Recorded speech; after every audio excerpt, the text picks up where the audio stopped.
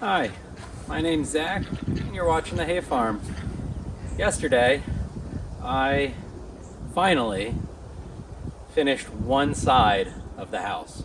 As far as siding is concerned, there's still many things that aren't finished, but we got one side done, and literally everything tried to work against me to keep that from happening between the temperature and the mush and the lift truck not wanting to work right.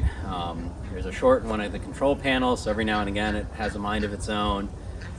The belt decided it was going to start slipping on the pump, so we had trouble actually moving it around at all because the PTO pump wouldn't run the hydraulics.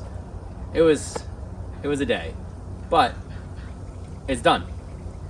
So that's where we're going to start the video. I'm going to take you around. I'm going to see if I can make any progress on the other side of the house before it gets really cold again, because it is the middle of January. So let's hop to it.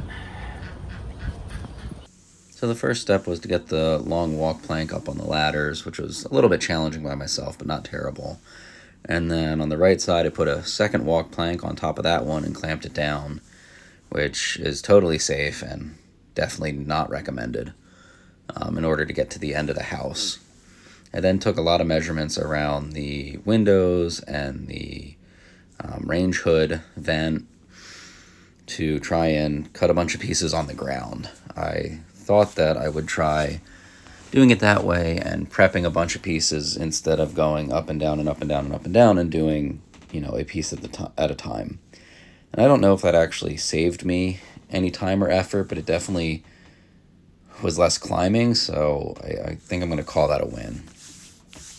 The other thing you can notice, other than my outdoor cat helper, is that once you trim some of these pieces to get around the windows and other obstacles, they get really flimsy and you can't hang them up by yourself when they're that long. So I had to get Kristen out on the ladders twice, as you'll see, and that is definitely not something she's comfortable with. And so she very begrudgingly did it for me, and I definitely appreciate that. Thank you, honey, because otherwise siding progress would have come to a halt that day.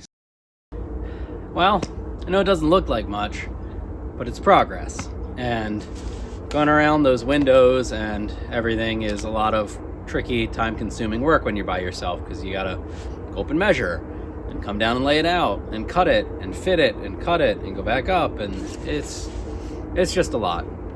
We are into a section now, other than making a trim piece for the dryer vent, where I can roll for a minute and really hopefully make some ground up quick. It didn't help too that I decided to replace or re-Tyvek a bunch of the old house, just because it's been up there so long. Like, you can tell it's UV degraded. So yeah, that's that. Hope you enjoyed the video. If you did, please give me the like button, consider subscribing, and until next time, have a great day.